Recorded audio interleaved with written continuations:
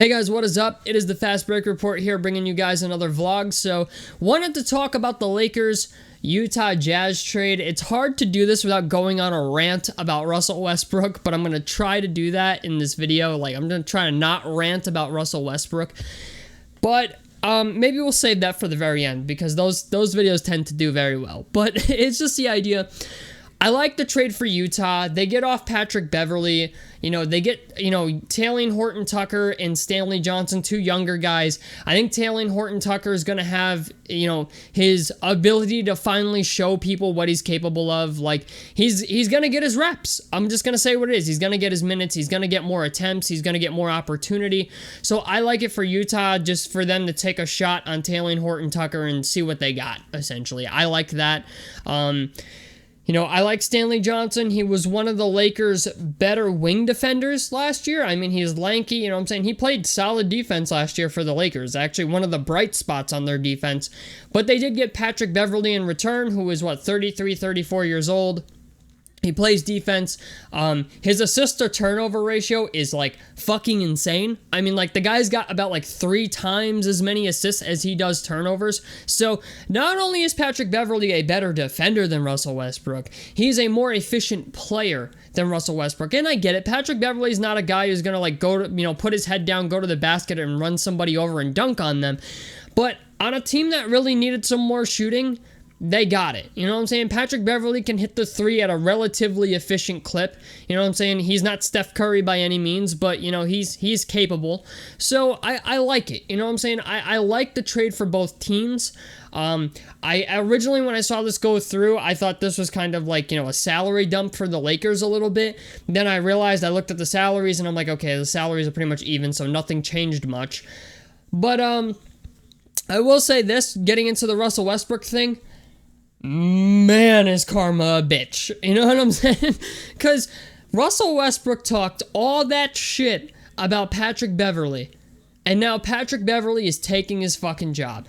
I mean, I don't think you can send a bigger fuck you to Russell Westbrook if you're the Lakers. I mean, they traded for the one guy they know Russell Westbrook absolutely despises, to basically say, yeah, we're done. Okay? You don't want to be a Laker anymore. You don't want to conform to what we want you to do. You know what I'm saying? You might as well just go. You might as well just pack your shit up, go home. I mean, Bleacher Report put out a thing today that said the Lakers might not even have Russell Westbrook come to, be involved with the team. They might just have him sit home. I mean, that's great work if you can get it, $47 million to sit at home. But to know that you've declined that much, and on top of it, I mean, the dude shot 29% from 3 last year, 44% from the field, and 66% from the free throw line. I mean, there's not much there that you can salvage at this point. Unless Russell Westbrook spent an immense amount of time in the offseason with a shooting coach and has, magically become a better shooter, the Lakers don't want him around. I feel like his everything about Russell Westbrook, off-season wise, post playoffs, has been terrible. His exit interview was terrible. I mean, he blamed LeBron and Anthony Davis for his problems. He comes out and says things about reporters, they're just trying to run a narrative. And then when asked about, who's running the narrative? What's the narrative? You know what it is, man. I mean, this dude is like the epitome of a fucking narcissist. You know what I'm saying? It's everybody's fault but mine. You know what I'm saying? And I just think to myself, man, I understand Carmelo Anthony had problems with that. You know what I'm saying? I understand Carmelo Anthony had trouble accepting a bench role, but he did it. You know why? To stay in the game.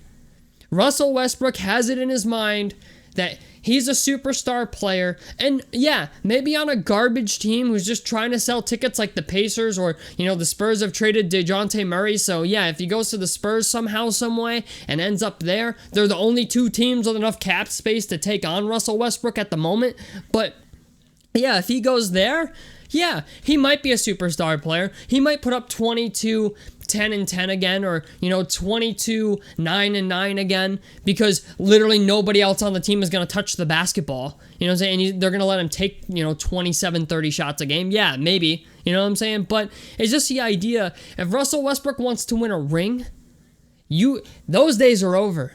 You're not that guy anymore. And I'm going to be honest, even if I was one of those teams, the Pacers or the Spurs, right? I'd be hesitant to take on Russell Westbrook and allow him to do that. I'd be hesitant to do it. I got young guys on my roster who I need to develop. Why the fuck would I bring Russell Westbrook in and let him fuck all that up? You know what I'm saying? Why would I bring him in and potentially piss off some of my younger players who don't want to be there? Like, let me just ask everyone a solid question here, okay? As a Pacers fan, okay, we have Tyrese Halliburton. Do you really think that the Pacers are going to sit Tyrese Halliburton to let Russell Westbrook start? Do you think they're going to put Russell Westbrook next to Tyrese Halliburton and potentially piss off Tyrese Halliburton? Do you think they're going to do that? I don't think they are. I think the Lakers are stuck with Russell Westbrook, and Patrick Beverley was their ticket out. You know what I'm saying? Patrick Beverley was the guy that they saw as their exit strategy to Russell Westbrook. And the idea that it's Patrick Beverley, okay, just is a major fuck you to Russell Westbrook. After he talked all that shit, Patrick Beverley's taking your fucking job. Man, karma's a bitch. It's just, you know what, man? It sucks because, like, I want to see Russ do well, but he's never had to change for anybody. And the one time that he's asked to change for the betterment of a team, he won't do it. So I will end on this. Russell Westbrook will never win a championship in his lifetime as a player. Unless he decides to come off the bench for somebody, it's not going to happen. And just to close out here, I will say this about the Lakers roster.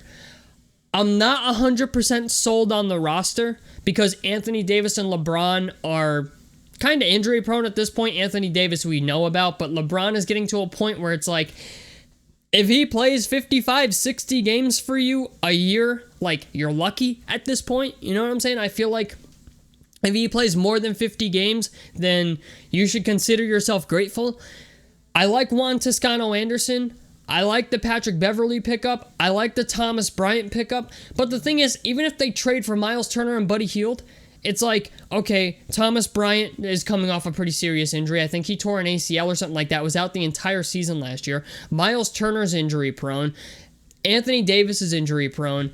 I mean, their entire front court is injury prone. LeBron is to a point now where it's like, you're lucky if you get 60 games out of him. I mean, I just don't see it. I understand the Lakers are making like a last-ditch half-assed effort to make a championship run, but even with the addition of Patrick Beverley and Juan Toscano-Anderson, who I really like, I just don't think they have enough. Thomas Bryant's a solid player when he plays, but that's the if in all of this, is if these players will play.